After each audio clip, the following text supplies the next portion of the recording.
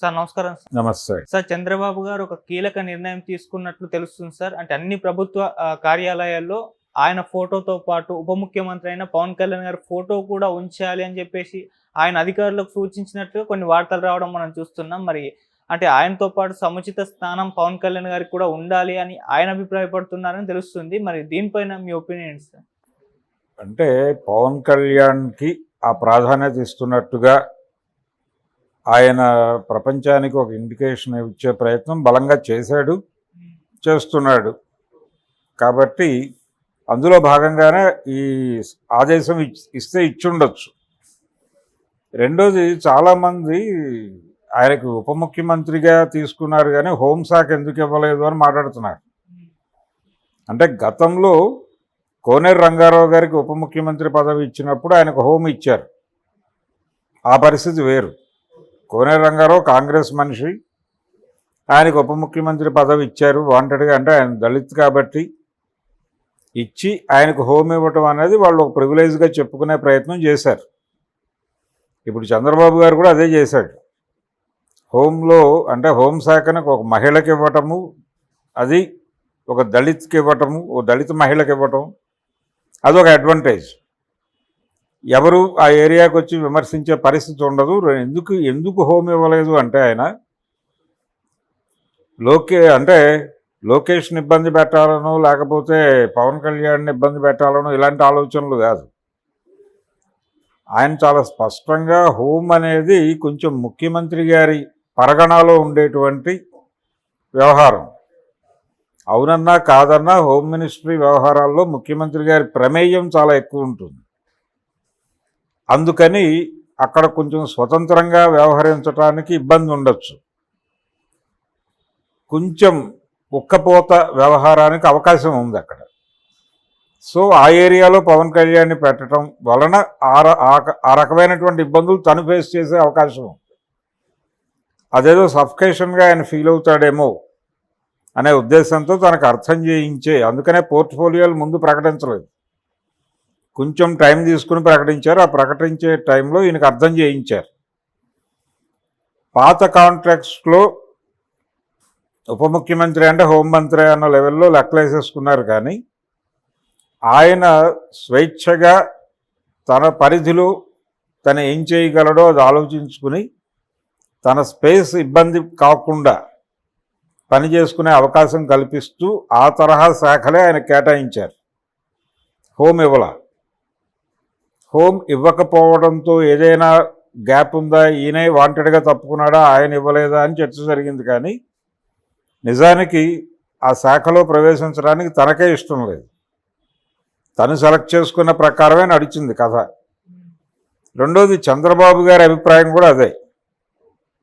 Home అనేది కొంచెం sensitive వ్యవహారం, ఆ ఏరియాలో అతను ఉంచడం అనేది అతని పర్సనల్ స్పేస్కి ఇబ్బంది అవుతుంది అనే ఉద్దేశమే. ఆ మేరకు గౌరవభావం ఉంది అతనికి పవన్ కళ్యాణ్ మీద ప్రస్తుతానికి. అందులో భాగంగానే ఈ ఆదేశం కూడా ఇచ్చుండొచ్చు. మొదటి నుంచి చెప్తున్నాడు ఆయన. నిజానికి పవన్ కళ్యాణ్ పోషించిన పాత్ర చాలా పెద్దది. తెలుగుదేశం పార్టీకి అలాగే వైసీపీకి సమాన దూరంలో బీజేపీ ఉంటుందని సోము వీర్రాజు గారు ప్రకటించాడు భీమవరం సమావేశాల తర్వాత. ప్రకటించినప్పటికీ అప్పటికే పవన్ కళ్యాణ్ నిజానికి 3 పార్టీలు కలిసి వెళ్తాయని మాట్లాడాడు. రూట్ మ్యాప్ ఇవ్వండి అని అడిగాడు బీజేపీ నాయకత్వాన్ని. ఆ రూట్ మ్యాప్ అడిగిన దానికి స్పందనగా సోము వీర్రాజు చెప్పిన మాట ఇది. వైసీపీకి టీడీపీకి సమాన దూరంలో ఉండాలని బీజేపీ భావిస్తోందని చెప్పాడు ఆయన. అటువంటి బీజేపీని తెలుగుదేశంతో కలిసి ఎన్నికలకు వెళ్ళేలాగా నడిపించటం వెనకాల పవన్ కళ్యాణ్ పాత్ర ఉంది. పవన్ కళ్యాణ్ చాలా కీలకంగా వ్యవహరించాడు ఈ కూటమి డిజైనింగ్లోనే అనేది చాలా ఓపెన్గా అందరికీ తెలిసిన విషయమే. అయితే ఈ డిజైనింగ్లో పవన్ కళ్యాణ్ కీలకంగా వ్యవహరించాడా నిజంగా అంటే అది వేరే గొడవ. బీజేపీ డిజైన్లో భాగంగా పవన్ కళ్యాణ్ అలా నటించాడు, అది వాస్తవం.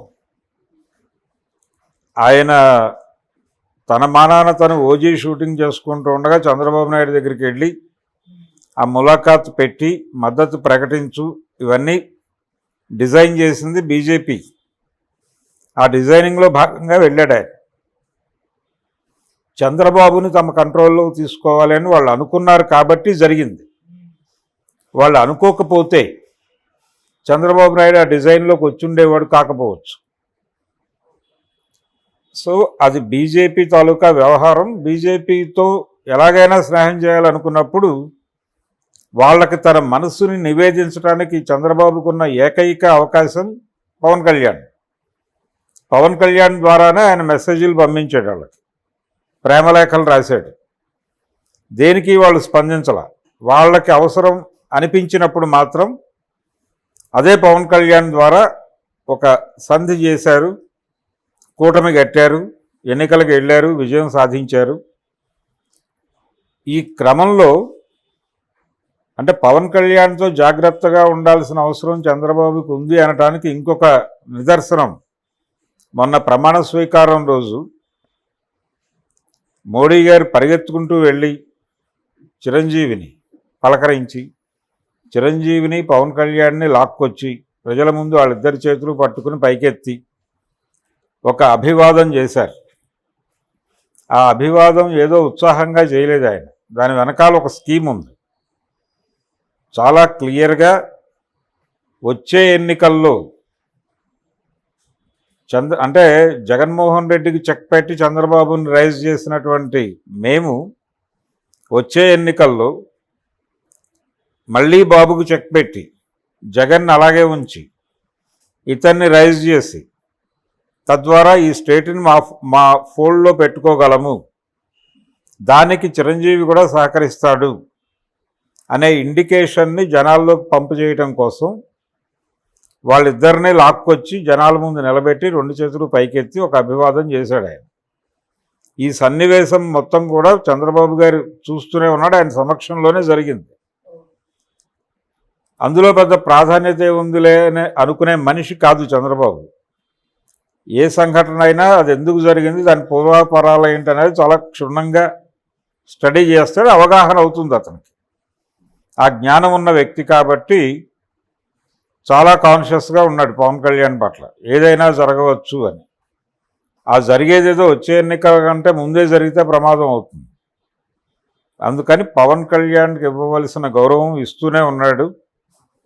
అందులో భాగంగానే ఈ ఫోటోలు పెట్టేటువంటి కార్యక్రమం డెఫినెట్గా తను ఆదేశించి ఉండొచ్చు. అదేదో గాలివార్తో నీలివార్తో అయి ఉండదు. డెఫినెట్గా అలాంటి ఆదేశాలు ఇచ్చే ఛాన్స్ అయితే ఉంది. పవన్ కళ్యాణ్ మీద ఆయనకి చిరాకు ఉంది, లోకేష్కి చిరాకున్న విషయం చంద్రబాబుకు అర్థమయ్యి చంద్రబాబు విషయాన్ని వివరించటం వలన లోకేష్ టోన్ మార్చి పవన్ అన్న అని మాట్లాడటం మొదలుపెట్టాడు.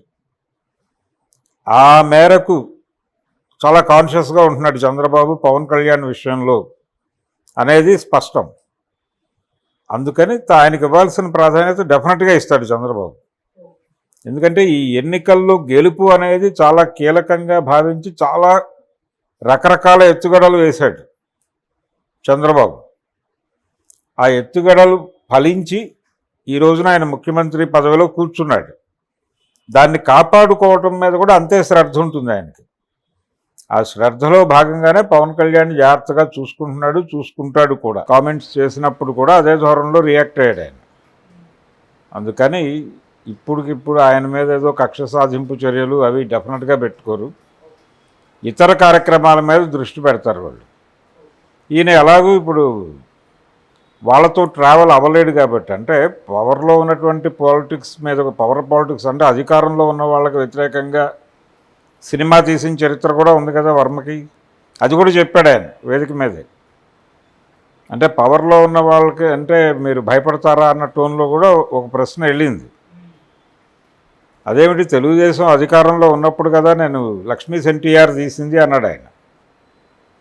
ఆ వివాదం అయింది కదా, అది అక్కడ రిలీజ్ కానివ్వలేదు, ఈయన వెళ్ళాడు ఎయిర్పోర్ట్లోంచి బయటికి వెళ్ళనివ్వలేదు, అదంతా చూసాం కదా మనం అప్పుడు. అందుకని ఆయన తన మార్జిన్, తన స్పేసు చాలా జాగ్రత్తగా చూసుకుంటాడు.